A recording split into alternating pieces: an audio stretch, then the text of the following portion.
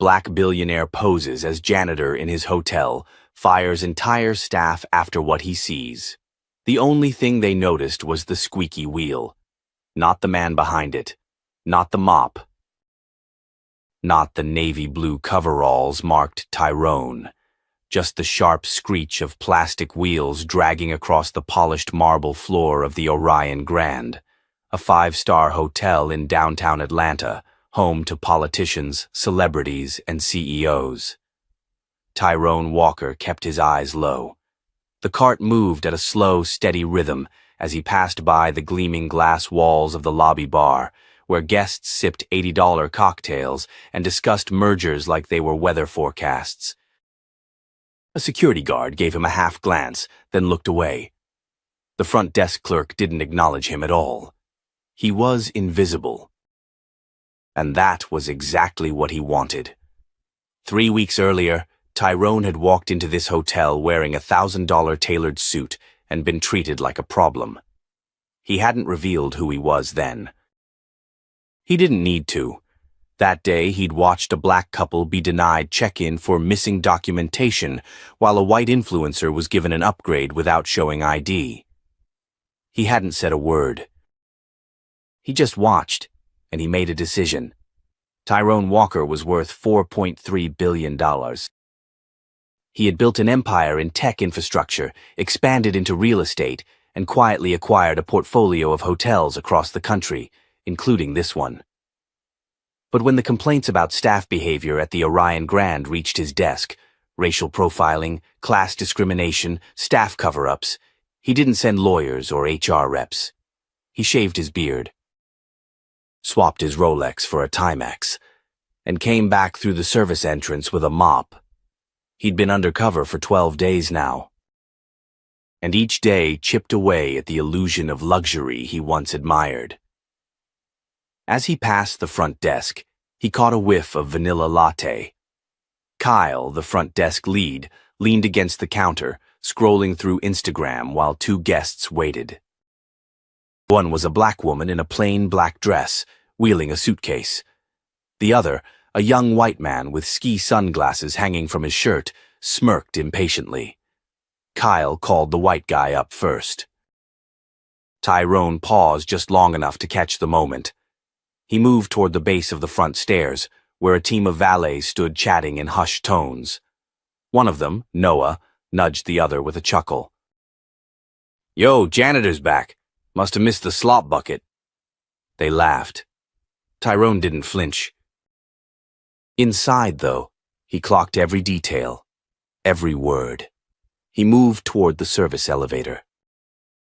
A Latino bellhop named Luis nodded at him respectfully.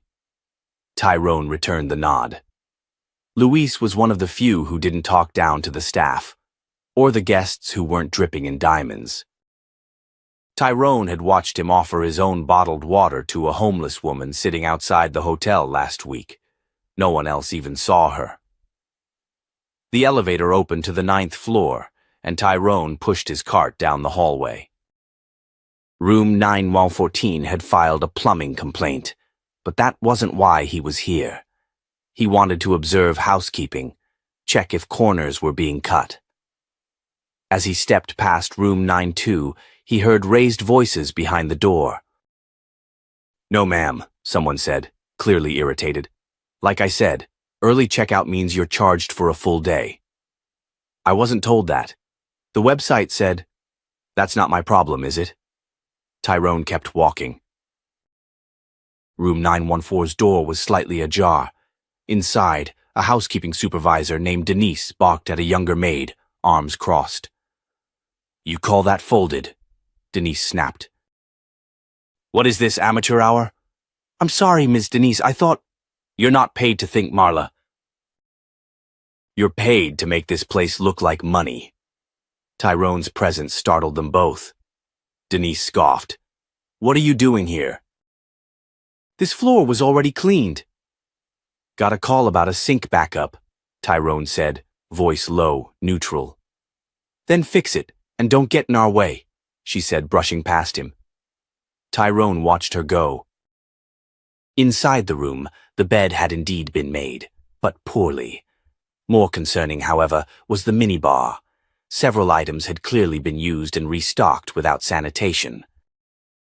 The sheets hadn't been changed either, lipstick prints on the pillowcase, a crumpled food receipt under the mattress. He pulled out his phone and snapped a few discreet pictures. There was a button camera in his shirt collar capturing video too. Just as he stepped into the hallway again, a woman turned the corner and nearly ran into him. "Oh, I'm so sorry," she said, catching her balance. She had deep brown skin, tightly coiled hair in a neat bun, and tired eyes behind clear-framed glasses. A non-profit t-shirt peeked out from her gray hoodie. She dragged a suitcase behind her, wheels rattling.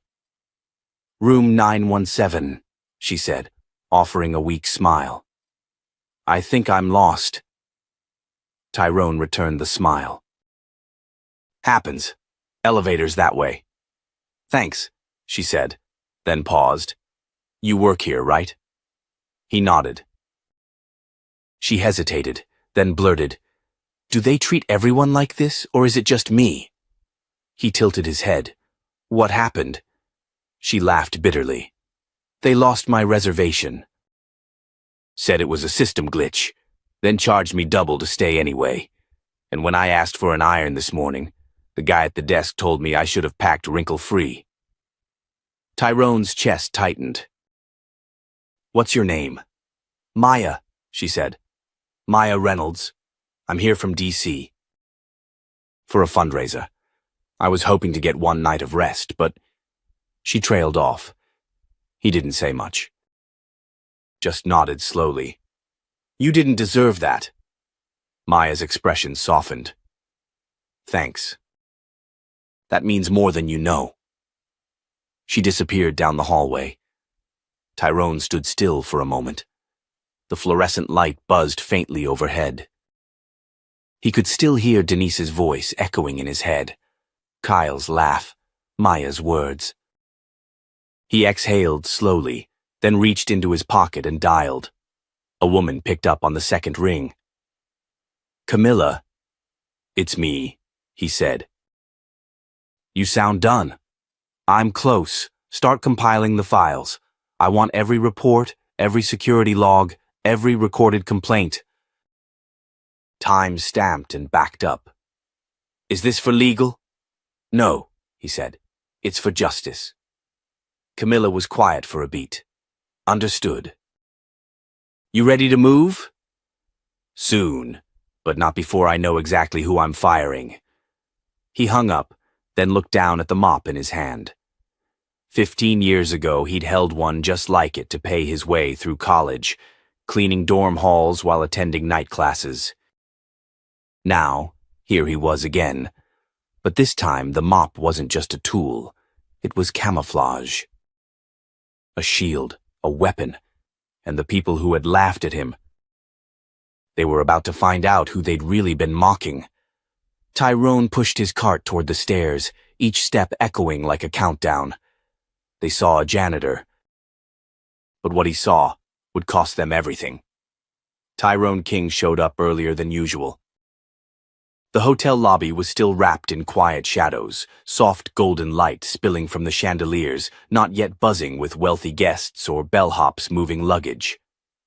But the tension, that was already in the walls. He stepped into the service hallway and made his way toward the break room. No cameras in there, just bad lighting, peeling paint, and a coffee pot that hadn't been cleaned since the Obama administration. Inside, Kyle from the front desk lounged with his feet up, laughing with Denise from housekeeping and Carl, the security chief.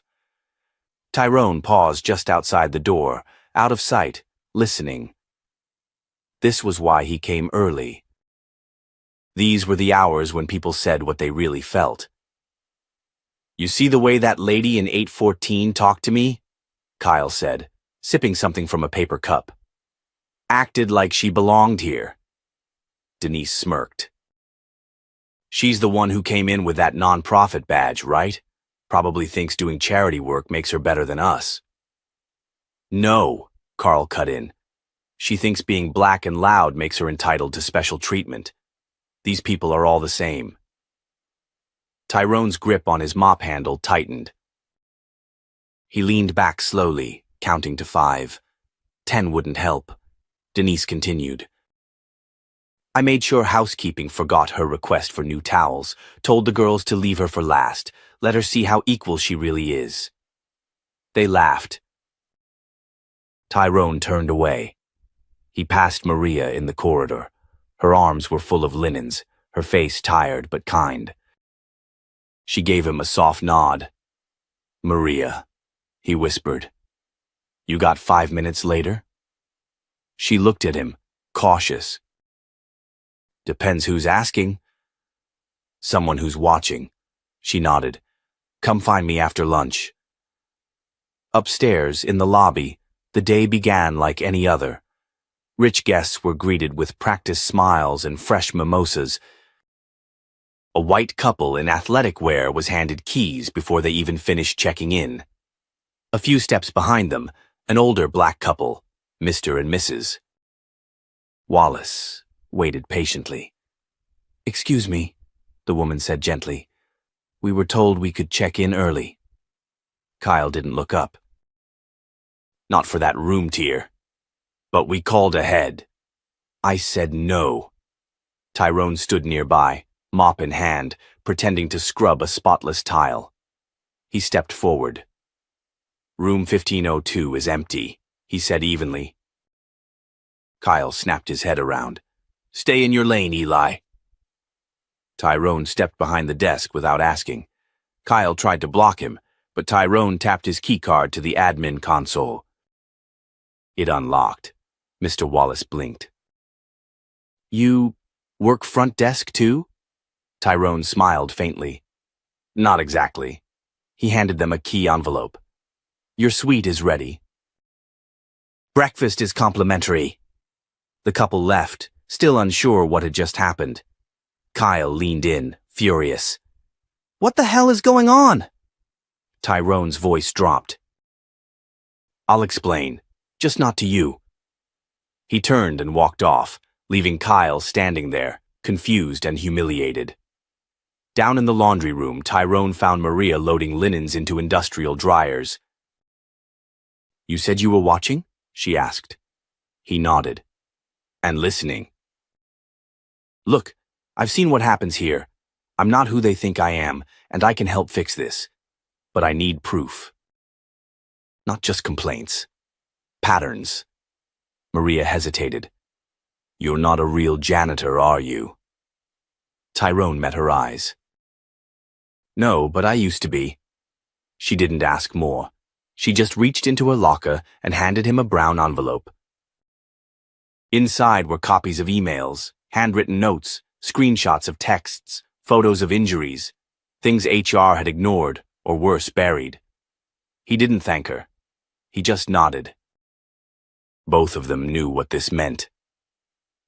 That night, he sat alone in the converted utility room. It looked like storage. It was actually his command center.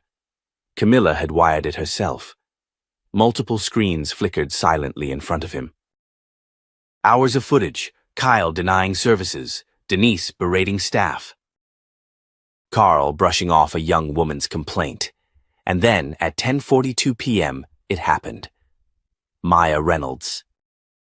Alone in the break room, reading a book. Carl stumbled in, holding a beer. He said something, leaned too close. She stood to leave. He grabbed her wrist. It wasn't violent, but it was enough.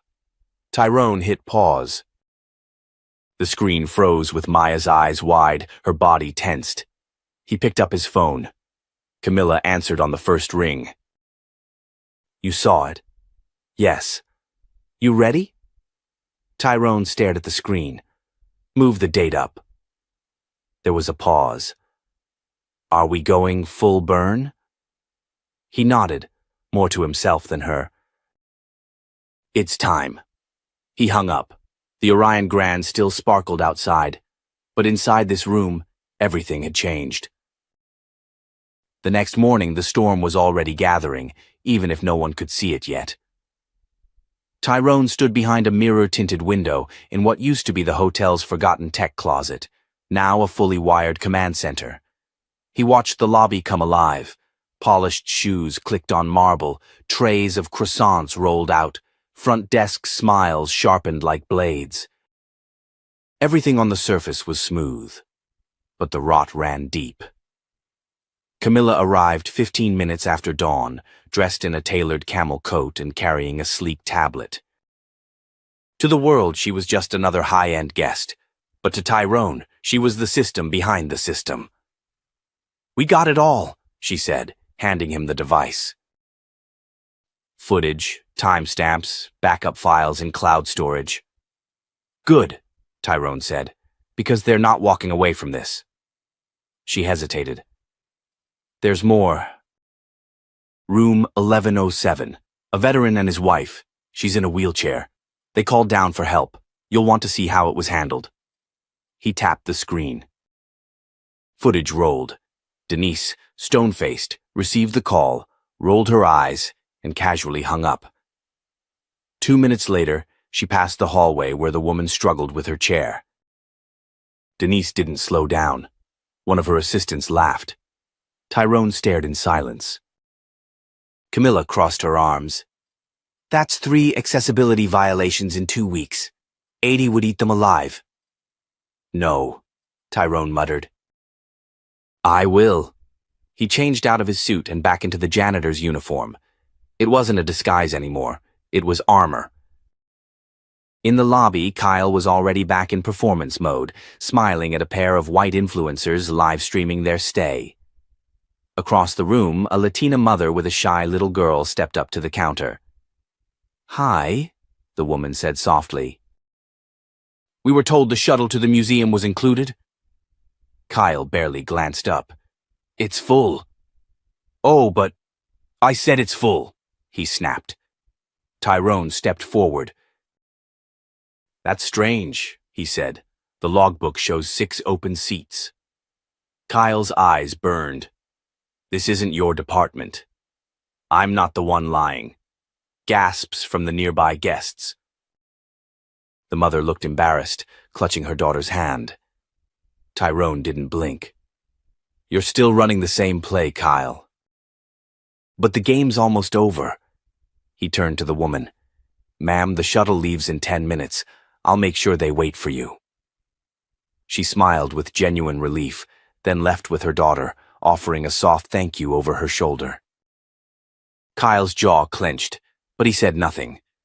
In the basement laundry, Maya was sorting linens when Denise stormed in. "You shorted towels on 10 again," she barked. "No, I counted twice. If something's missing, maybe it's a system issue." Denise stepped close. "Don't get smart with me. You think being friends with that janitor makes you untouchable?" Maya stood her ground. "I don't think I'm untouchable. I think I'm tired of being talked down to." Denise raised her voice.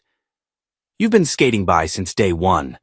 Maybe it's time someone reminded you where you stand." A quiet voice cut through the hallway. "I think she stands right here, doing her job better than you do yours." They turned. Tyrone. Denise tried to recover. "She was being insubordinate." "No," Tyrone said. "She was being honest. There's a difference." "You have no idea how this place runs." He stepped forward. "I know exactly how it runs, because I built it." Denise stared, confused. But Tyrone walked away before she could piece it together. Back in the control room, Camilla was already waiting. "It's escalating," she said. "Good," Tyrone replied. "Because so is the plan." That evening, Tyrone gathered the night shift crew in the basement storage room. People who never got thanked. People whose names weren't known beyond the punch clock. "I know you've all seen what's happening," he began, "and you've probably been wondering what comes next." He handed out manila envelopes one by one. Each contained a formal invitation to an all-staff meeting. Each had the hotel's logo across the top, and beneath that, for the first time, his real name, Elijah Tyrone King, CEO. The room went dead silent. Then someone whispered, "You're him?" He nodded. "Why the hell were you cleaning floors?" Tyrone looked around at the stunned faces. "Because I needed to know who was actually keeping this place standing, and who was tearing it down." Murmurs turned into claps, then cheers. But Tyrone raised his hand. "This isn't about applause, it's about change. Tomorrow, 12 noon. Main ballroom. Show up like you belong, because you do." He turned to leave, but paused at the door. "And one more thing," he said. "Nobody's getting fired for speaking the truth. Only for hiding it." By 11:45 the next morning, there was tension in the air so thick it could choke you. The main ballroom at the Windsor Grand, normally reserved for fundraisers, black-tie galas, and six-figure weddings, had been transformed. No chandeliers. No string quartet, just rows of chairs facing a stage, flanked by 2 screens and a podium. All staff were required to attend. No exceptions. The email had been cold and clear. What wasn't clear was why. Denise showed up early, her makeup sharp and her attitude sharper. She wore a pearl-studded blazer, her lips painted with the kind of confidence that came from years of unchallenged authority. Kyle was close behind, arms folded, wearing his signature smirk like armor. "This is probably some PR stunt," he muttered as he took a seat in the back row. "Maybe they're bringing in a new corporate trainer." Denise scoffed. "Whatever it is, it's a waste of time." "Nobody from upstairs ever really changes anything." In the front row, Maya sat quietly, head high. She didn't know what was coming, but something in Tyrone's eyes last night told her it wouldn't be small. Behind the curtain, Tyrone adjusted the collar of his tailored black suit. It felt heavier than it used to, maybe because today it meant something more. Camilla was beside him, checking one last time that every file, every photo, every video was queued and ready. "They don't expect you," she said. "That's the point," he replied. She tapped his arm. "It's time." The hotel manager stepped onto the stage first, clearing his throat and offering a tight, rehearsed smile. "Thank you all for coming. Today's gathering is different. We ask for your attention, and more importantly, your honesty." He stepped back. Camilla walked up next, no script. Just presence. Some of you know me, some of you think you do. "But this isn't about me. It's about something that's been brewing for far too long." She turned to the side, nodded once, and stepped back. From behind the curtain, Tyrone walked onto the stage. There was a moment of collective confusion, then murmurs, then stunned silence. Kyle leaned forward, frowning. "That's the janitor." Denise whispered sharply, "No, that's not possible." Tyrone stepped up to the mic. His voice, when it came, was calm, controlled. "Good afternoon. My name is Elijah Tyrone King. I'm the owner of this hotel." You could hear a pin drop. "For the past 4 weeks, I've walked these halls, pushed a janitor's cart, and seen how this hotel really operates. Not from an office. From the ground. I've watched. I've listened. And what I found should trouble every one of us. Gasps and whispers spread like wildfire. I saw hard-working staff ignored, guests dismissed because of how they look or speak. I saw kindness punished and arrogance rewarded. But more than that, I saw who this hotel truly depends on, and it's not the ones in suits." He turned to the screen behind him. Camilla tapped her tablet. The projector flickered to life. Footage played. Denise laughing as she bypassed a woman in a wheelchair. Kyle turning away, the mother and daughter. Conversations in the break room full of mockery and thinly veiled racism. Some staff gasped, others turned red. Kyle's face drained of color. "This isn't about mistakes," Tyrone said, stepping away from the podium. "It's about patterns of cruelty, entitlement, and deep-rooted bias." Denise jumped to her feet. "This is outrageous. That's illegal surveillance." Camilla stepped forward, calm as ever. "Every staff member signed the updated privacy agreement 6 months ago. You didn't read it. You just assumed it didn't matter." Denise turned red. "You can't just—" Tyrone cut her off. "Denise, you told a team to ignore a guest's disability. You mocked others for not dressing like you. You've been reported 4 times. You buried those reports.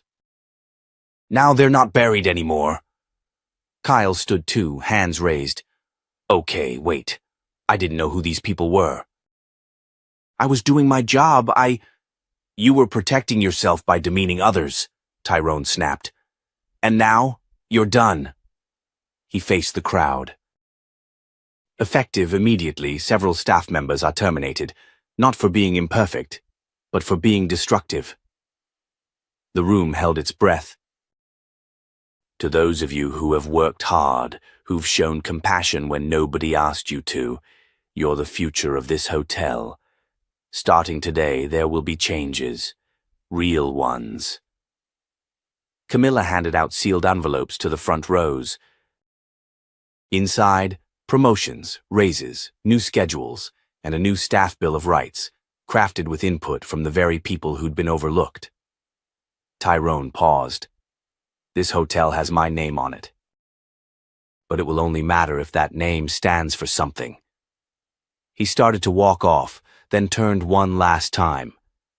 "And to anyone wondering if this was all for show, I've been watching a long time, and now it's your turn to decide who you are when no one's watching." Then he walked off stage, leaving a ballroom full of stunned silence, shaken egos, and hope. Real, crackling, electric hope. The fallout was immediate. By the end of the day, Denise was escorted out through the staff hallway she'd once stormed through with clipped heels and a sharper tongue.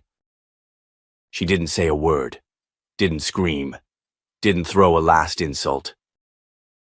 But her silence wasn't graceful. It was stunned, like someone just woke up in a world that no longer feared her.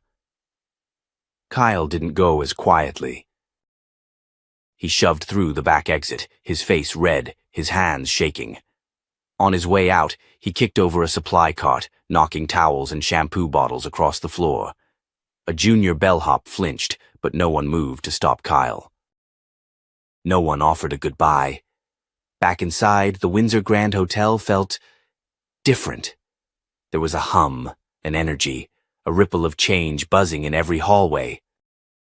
Some staff whispered. Some walked straighter. Others looked over their shoulders like they'd just survived an earthquake and weren't sure if the aftershocks were over. Tyrone stood in his top-floor suite, no longer disguised, no longer hidden. The skyline of Chicago stretched out in front of him like a promise. Camilla sat across from him, a manila folder resting on the coffee table between them. "It's worse than we thought," she said. "Denise didn't just ignore complaints. She redirected them. There are guest surveys marked urgent, never followed up on. HR memos that were shredded, not filed. A pattern of silence." Tyrone opened the folder and flipped through the pages. He paused at a photo. Maria, the housekeeper who smiled at him, his first week undercover. One report showed she'd been written up twice for taking extended breaks. She had been working double shifts both days. "They used the rules to punish the wrong people," he muttered. "Over and over." Camilla nodded. "We need a clean reset, not just with faces. With culture." Tyrone leaned back in his chair. "Then we rebuild it from the floor up." That afternoon, he left the top floor. No suit. No press team, just jeans, a crew-neck sweatshirt, and that same quiet fire in his eyes. In the staff cafeteria, a few heads turned when he walked in. Some stood, some froze mid-bite. He didn't announce anything. He simply walked over to one of the far tables, where Maritza sat alone, cradling a lukewarm cup of coffee. "You mind if I sit?" he asked. She blinked. "Sir, of course not." He took the seat across from her. "You've been here how long?" 23 years. Started in laundry. Moved to housekeeping when my knees gave out." He smiled gently. "You ever get promoted?" She snorted. "Not a chance." "Ever want to be?" She looked at him hard. "What's this about?" "I'm building a new committee, staff-led, no titles." "No suits, just people who've done the work and know where the cracks are." Maritza's brow furrowed. "You want me on a committee?" Tyrone leaned in. "I need you. Someone who remembers the basement when it flooded. Who knows which kitchens cut corners and which ones hustle for real." "You've seen everything. I trust that." Maritza stared for a long moment, then nodded slowly. "All right. But I'm not sugarcoating anything. I wouldn't want you to." Upstairs, word of Tyrone's plans traveled fast, and not everyone was pleased. Alan Grayson, the hotel's regional vice president and longtime corporate puppet master, was already 2 calls deep before noon. His voice was clipped as he paced his office, tie loosened, sweat beading under his collar. "He's giving janitors voting power? Are you kidding me?" He snapped into the phone. "This is a luxury brand. We don't make decisions based on cafeteria gossip." The voice on the other end, another executive in New York, tried to calm him, but Alan was already spiraling. "If we let this continue, every mid-tier employee is going to think they can rewrite the handbook. This place is not a democracy." "It's a business." He hung up, slamming the receiver down hard enough to make the window behind his desk vibrate. Then he pulled up the board contact list on his tablet. "I'll force a vote," he muttered.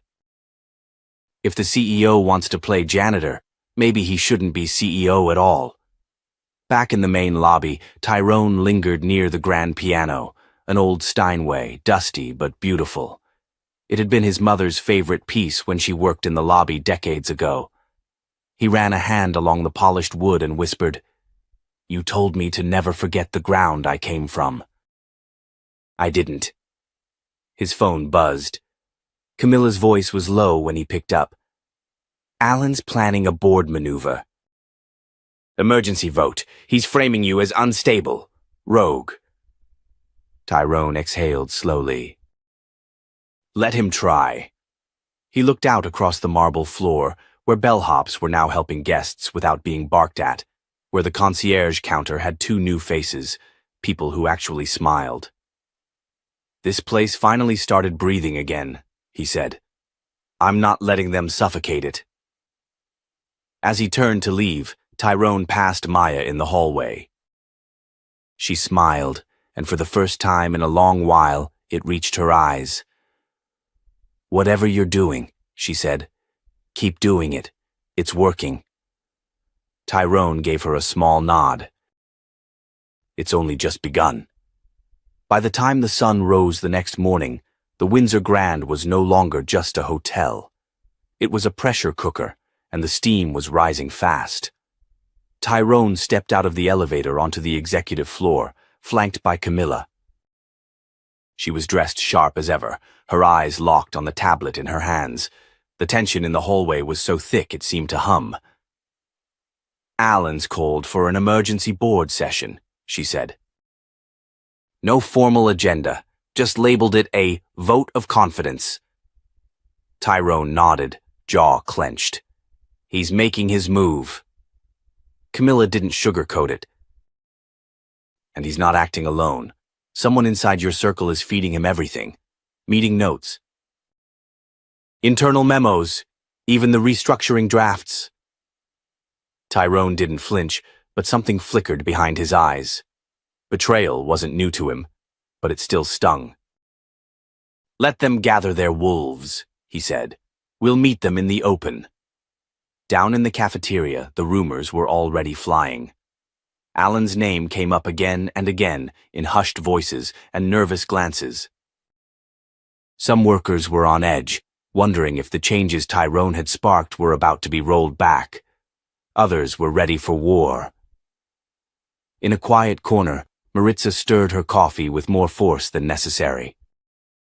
She looked up when Tyrone entered. No words, just a nod of understanding between two people who'd survived too much to be afraid of politics. Across the hotel, Alan was in his office, pacing like a general before battle. "He's reckless," Alan said into the phone. "No respect for protocol. He's throwing around raises and power like it's Halloween candy. We'll lose investor confidence, and if we lose that, the entire empire starts to crack." His voice sharpened. "I want that vote passed tomorrow. I want him out." That evening, Tyrone called a closed-door meeting, not in the boardroom, but in a service conference room that still smelled faintly of bleach and dish soap. Camilla arrived first, followed by Maritza, then Jordan the bellhop, Liana from the kitchen, and Ava, the former front desk supervisor who'd resigned under Denise's reign. Each one took a seat without asking questions. They knew what this was. A war council. Eva broke the silence. "Alan's been whispering in the board's ears for years, promising bonuses, blocking complaints. He used Denise as a firewall." Camilla tapped her tablet.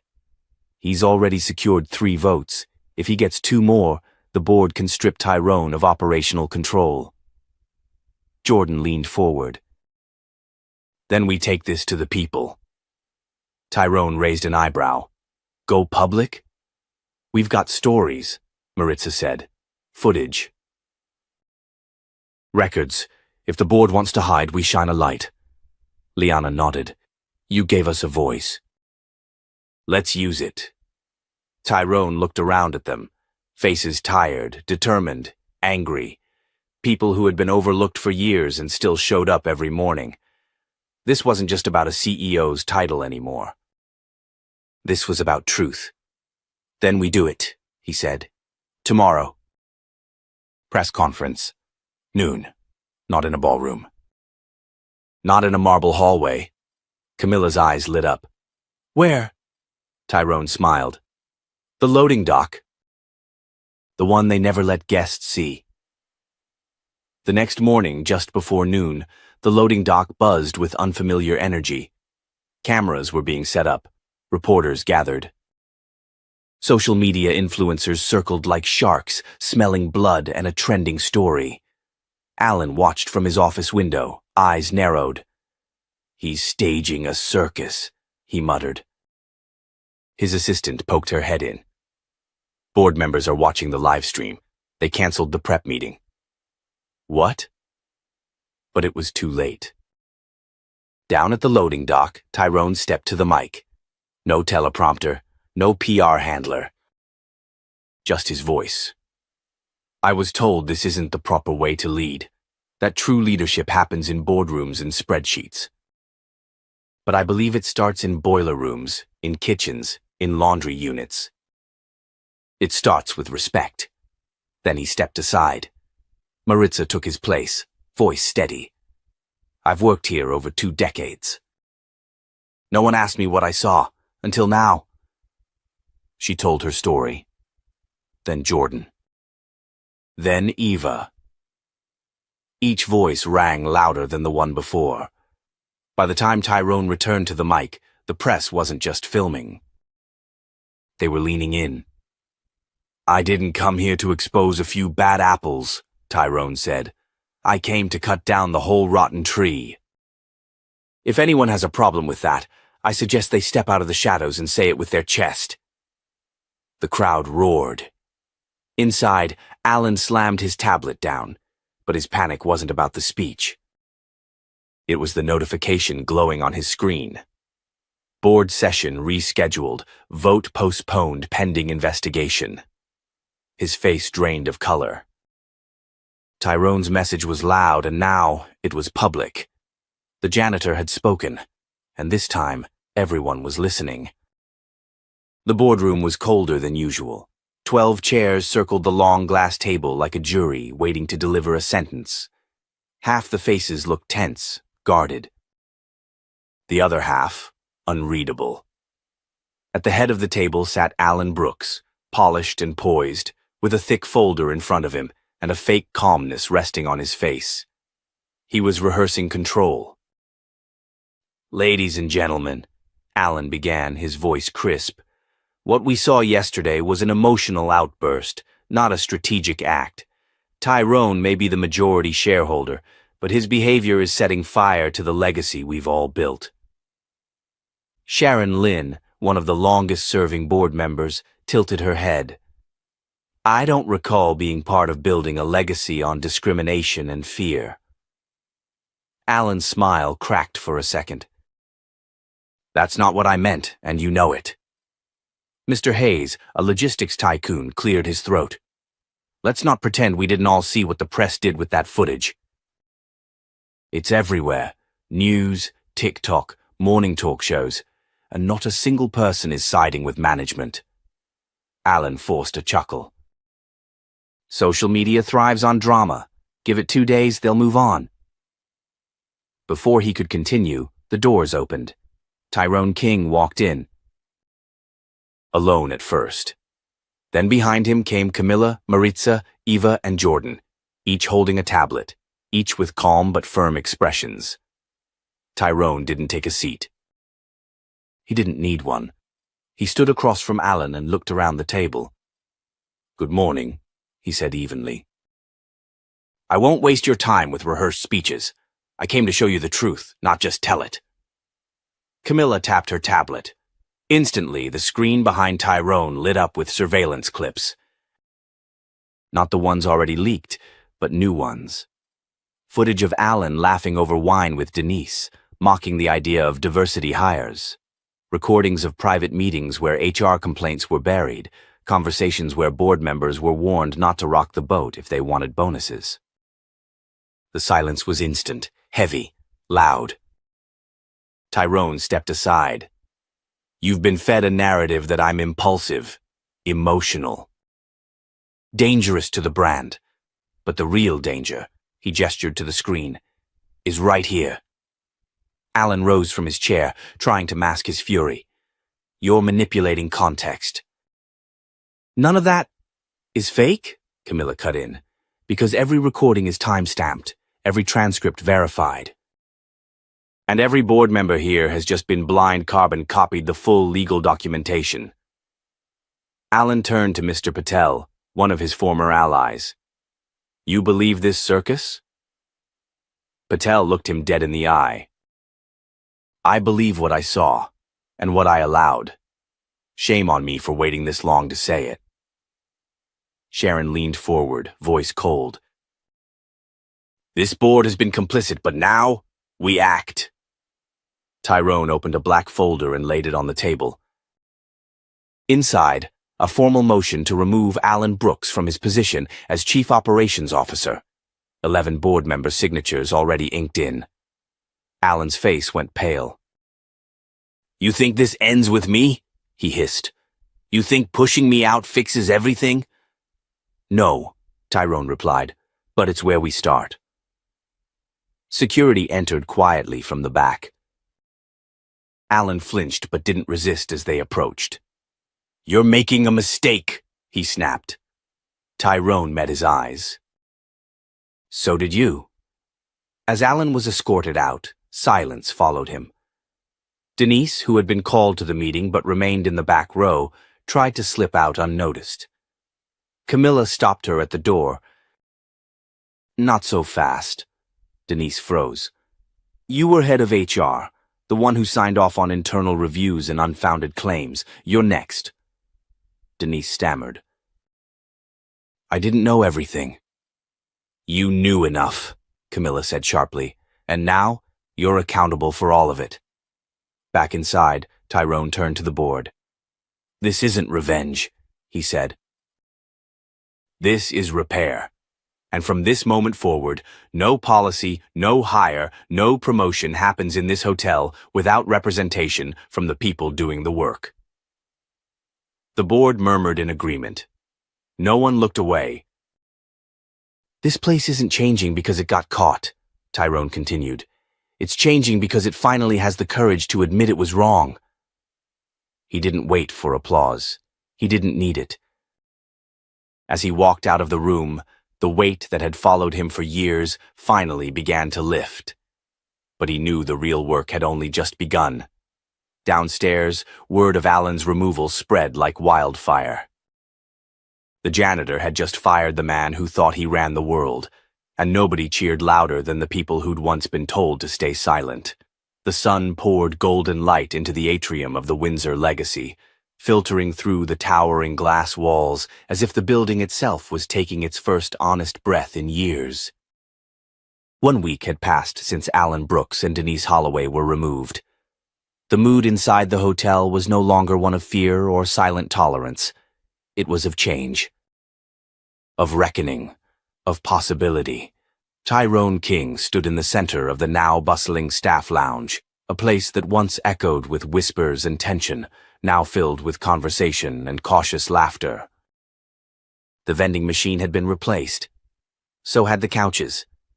But more importantly, so had the culture. Behind him, a bulletin board displayed the new employee charter. At the top, in bold gold print, "Respect isn't a privilege, it's the foundation." Jordan stood by the coffee machine, proudly wearing his new name tag, Front Desk Supervisor. Across the room, Maritza was training a pair of new housekeeping recruits, her posture as proud as if she were teaching a class at Harvard. Ava had officially returned, this time as Director of Staff Culture, a role Tyrone had created to make sure no voice ever got lost again. Camilla entered, handing Tyrone a tablet. "Final press draft. You sure about going this route?" Tyrone nodded. "I don't want a PR gloss over." "I want truth." Camilla smiled. "Then you're gonna make some people very uncomfortable, which probably means it's the right thing to do." He stepped out into the lobby. The plaque had already been installed by the entrance, etched in black stone with his signature beneath it. "This hotel belongs to those who work, serve, and care. Titles come and go, but dignity is permanent." A group of guests paused to read it, one of them pulling out their phone to snap a photo. Later that afternoon, in a modest press setup near the garden terrace, Tyrone faced the cameras. "Some of you know me as the man who pretended to be a janitor in his own hotel. But I didn't pretend. I remembered. Because that uniform. That was me. That's how I started. And for too long, people in that uniform have been treated like they don't matter." He paused, letting the silence hold. "I didn't fire my staff because they were imperfect. I let go of people who made cruelty a policy, who turned status into permission to disrespect others. We don't do that here anymore. And we never will again." A reporter raised a hand. "Mr. King, is this just a Windsor thing? Or do you hope this spreads?" He smiled. "I hope it burns through every building that ever told someone they weren't enough because of how they looked, where they came from, or what title they carried. I hope it forces leaders to ask themselves what kind of legacy they're really building." That night, social media exploded. Clips of Tyrone's speech were everywhere. Employees shared their own stories under the hashtag #JaLegacyReset. Guests praised the hotel for its transparency. Other companies began tagging Windsor Legacy in their own posts, claiming they were re-evaluating internal practices. But none of it changed what mattered most. Down in the staff hallway, past the break room, Tyrone met Maritza, who stood in front of a framed photograph newly mounted on the wall. It showed Tyrone in his janitor uniform, mop in hand, looking out a window on the 8th floor. The caption beneath it read, "He never needed a title to lead. He just needed to be seen." She looked over at him. You know they call that hallway the Hall of Truth now? Tyrone chuckled. Let's hope it stays honest. You think it'll last? She asked. It will, he said, because you'll make sure it does. Maritza smiled and walked away, her steps sure and steady. As the camera panned out, the lobby of the Windsor Legacy glowed under the soft lighting, but this time it wasn't the chandeliers that shined the brightest. It was the people. People who had once been overlooked, now standing at the center. People who proved that the smallest voices could shake the tallest towers. And Tyrone? He didn't go back to the penthouse suite. He returned to the janitor's closet one last time.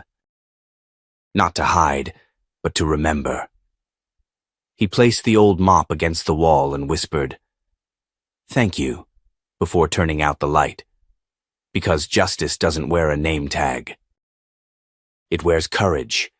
If this story moved you, don't forget to like, share, and subscribe. These aren't just stories, they're reflections of the world we live in. And the only way to make change is to keep these stories alive. Let's keep pushing for dignity, for respect, and for the voices that refuse to stay silent. We'll see you in the next story. And trust me, you won't want to miss what happens next.